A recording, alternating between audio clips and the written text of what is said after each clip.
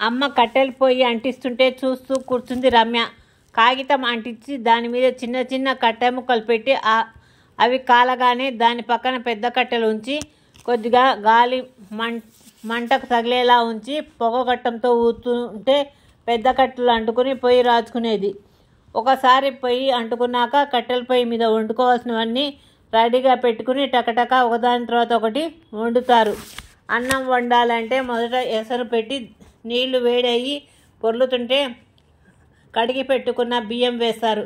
బియ్యం ఉడికి మెత్తబడ్డాక ఒక మెతుకు తీసి చూసి రమ్య వాళ్ళమ్మ వంజ గంజి వంచింది వేరే గిన్నెలోకి.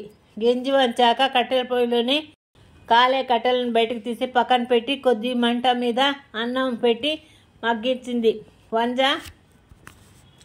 మంట ఎక్కువ కావాలనుకుంటే కట్టెలకు పొయ్యిలోకి ఎగదోసి పొగగొట్టంతో ఊది మంట బాగా రాచుకున్నాక ఆ వేడి మీద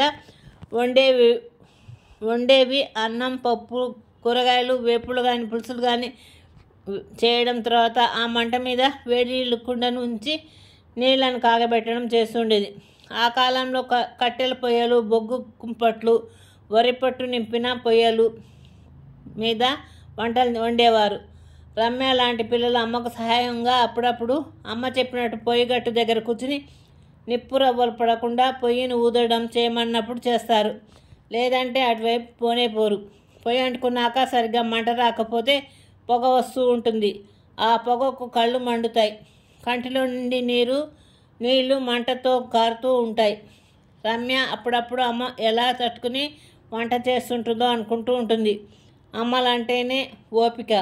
ఇంటిలో వారికి ఆకలి కాకుండా పెడుతూనే ఉంటారు. ఏమంటారు పిల్లలు? అవునంటారా? మర్చిపోయా. అప్పుడు పొయ్యికి ఒకవైపు ఆనకాగలు ఉండేవి. దానిలో వేడి నీళ్ళు పొయ్యి వెలిగినప్పుడల్లా నీళ్లు కాగి స్నానాలకు రెడీగా ఉండేవి. గుడ్ నైట్ పిల్లలు. నా కథలు నచ్చినట్లయితే లైక్ చేయండి, షేర్ చేయండి, సబ్స్క్రైబ్ చేయండి. గంట సింబల్ నొక్కండి. నా కథలు నోటిఫికేషన్గా వస్తాయి.